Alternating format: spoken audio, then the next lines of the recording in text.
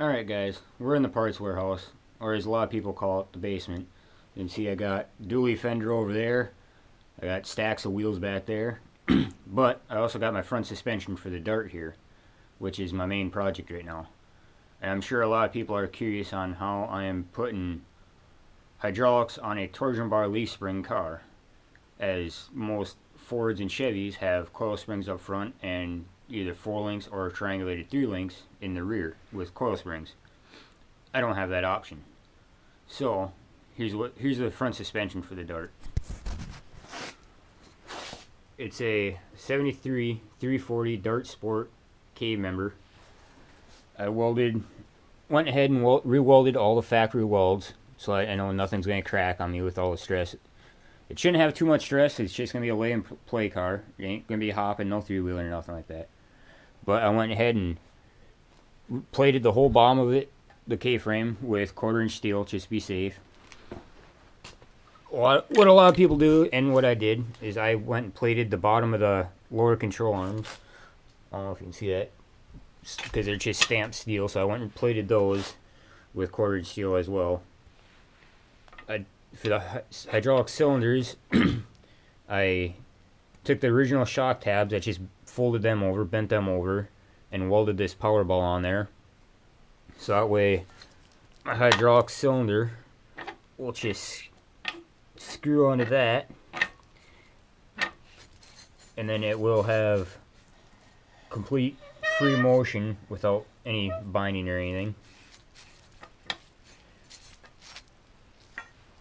And then I also got the Hotchkiss strut bars, so that there's absolutely no binding with the original that were solid mounted with rubber. I got all new energy suspension bushings, new ball joints, new tie rods with the 11/16 tie rods with the QA1 adjusting sleeves. I got the option to run the front sway bar. Not sure if I'm going to yet, but I do have that option. And if I do, I notice I'm going to have to swap my spindles around so that my brake caliper is on the rear instead of the front, so that at full lock the brake calipers aren't hitting the sway bar. And I could probably run it just like this, just fine, but I'm going to be still running the torsion bars in it, and I don't know if I'll be putting the adjusting bolt in there and just leave them, you know, barely any tension on them, or if I'll just leave the adjusting bolt out altogether, because I don't want that extra flex on the back of the control on there. The torsion bar will help keep it a little more sturdy.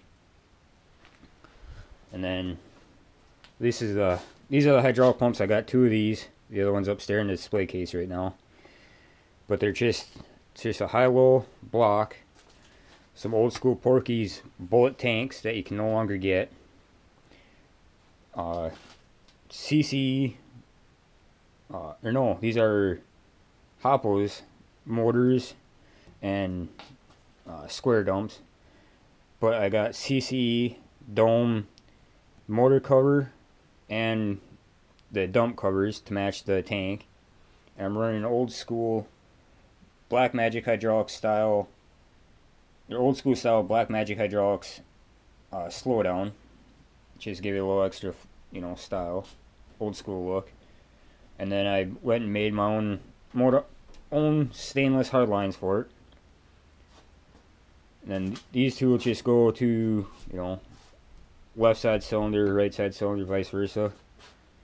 And being that it's just going to be a 2-pump, 4-dump setup, it's just going to be front, back, left side, right side. Switches will be mounted right about there on the dash. And speaking of the dash, this is already base coated, body worked it and base coated it. So this is another parts dash I had. I went ahead, got rid of the dash cover, or the pad, because I wanted a clean smooth look. But I also went and added the plastic defrost vents, weren't going to cut it for me, so I went and made my own out of louvers from a old furnace door, believe it or not. But it works. It looks way better, I think. I didn't want to cut up the original dash for aftermarket stereo, because I'll be running the original. I'll keep the original AM radio in it, but I made my own glove box liner out of sheet aluminum that bolts in just like the original. But I can run a newer stereo with Bluetooth and everything, so I can hook up my phone to it. And I'll go out to the garage here in a little bit and I'll show you guys how the front cylinders will mount in the car. I'll show you how I'm going to do the rear set, because that's going to be done totally different than normal way of doing it. And I'll show you some of the reinforcements I've done on the car. So I'll see you outside in the garage here. Alright guys, we're back out here in the garage. Yes, it's cold. I don't have the heater on right now. It's a whole 38 degrees out here. But I figured I'd just come out and show you what we got going on here. So, like I said, I went over it a little bit in the first video, the reinforcing, but I'll go over it a little bit more. So, as I mentioned, you know, I went and rebuilt the shock towers here out of 1/4 inch steel so it'll hold the weight of the car. As Mopar guys know, this was just stamped out of some thin, basically sheet metal. This is what the original ones were. So I cut them out, fabbed up new ones that go all the way down to the frame rail. The outside here is plated just behind the rear bumper, or behind the front bumper, and it's plated all the way down through to the frame connector there. I got the frame connector notch, goes over the torsion bar cross member and over the front frame rail there. And I also did add a set of torque boxes. I got welded rear ones in yet, but I gotta notch them to get them to fit. But back to this. So this is where the original shocks came through. But now, once you go and slide the cylinder in here, the cylinder should fit like so. Come up through, the hose will hook up to that fitting, and it'll go back, it'll go down into the back of the car. But then this part right here will go down to that power ball on the lower control arm.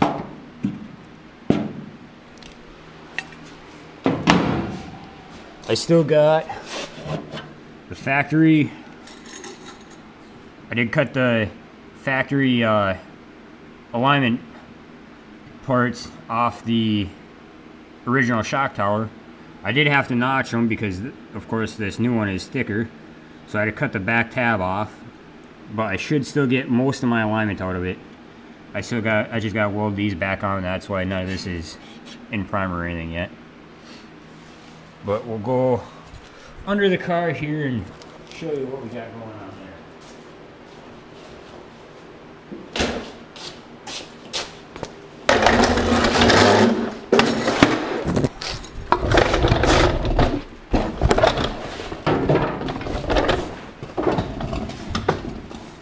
Like I mentioned, let's see, got some surface rust there, but I made my own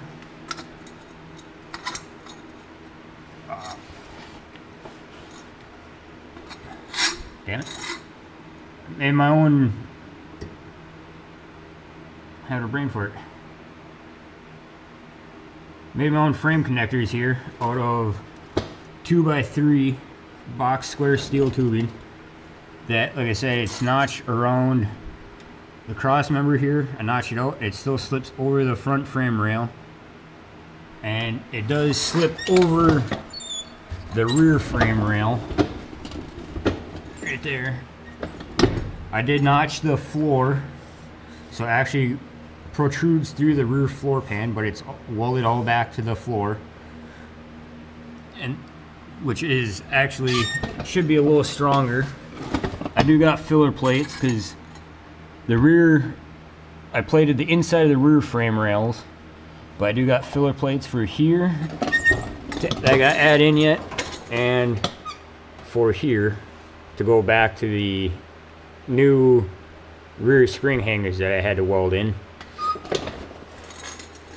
And then I added this, originally added this bridge because my cylinders are going to go, I was going to mount these power balls for the rear cylinders on here and go down to the axle, but with it dropped down all the way, I just didn't have the room.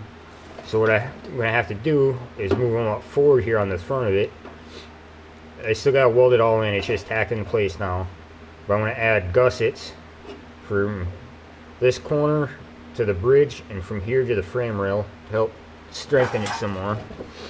I will be running the stock bump stop, so it ain't going to be hammering. I can hopefully drive it, drop down all the way. Did have to do, well, I still have to do some rust repair in the lower wheel well rocker area there, but that's about done. But for the rear cylinders, I had to take and mount them this way. Usually the cylinder itself would be mounted like so on top of the axle, but since this car has the fold down rear seat, I didn't want to have the cylinders protruding through the floor here and have big holes there. So I might be mounting the hydraulic pumps up in here to keep them out of the, you know, keep them out of the trunk, keep the trunk space somewhat open. And then I can either leave this panel here off, or I might put it on so I can flip it up and down. Not sure yet though. But so I'm out of my cylinders like this. I might have to get a new set of springs to recut down. I think I cut too much off here, so that the cylinders don't hit the ground once the weight of the car is on it.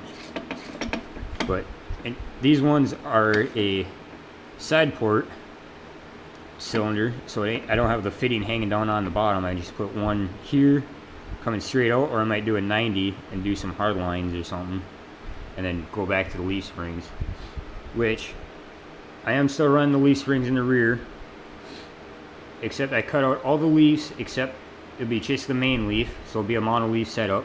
But I added this 1-inch drop block in there, so that way when it's dropped down all the way, it won't be such a negative arch on the spring. I might go with a 2-inch just to help keep that arch down so it ain't flexing so much. But I did, on these spring cups, I added this piece of steel in there, bent it around. Kind of hard to tell, but I bent this little piece of steel around, which will be fully welded in, so that way with my cut spring, the spring will still sit flush and it won't be, you know, it won't be all crooked in there. So, and then of course I got this brace here cut out, template, which will be, this will obviously be on the bottom, but just to help strengthen it, so that way with the cylinders kind of here, it won't be, I won't bend my axle tubes, which I have done on another car, and it just fucks up your rear axle. So preventative maintenance, I still got to get it all cleaned up and get it all welded. I still got to cut this out, so that'll be another project for another video. But I know this is going to be kind of a short video, but tell me, you know, what you like, what you don't like, what you like to see different. Like, subscribe, and we'll see you later.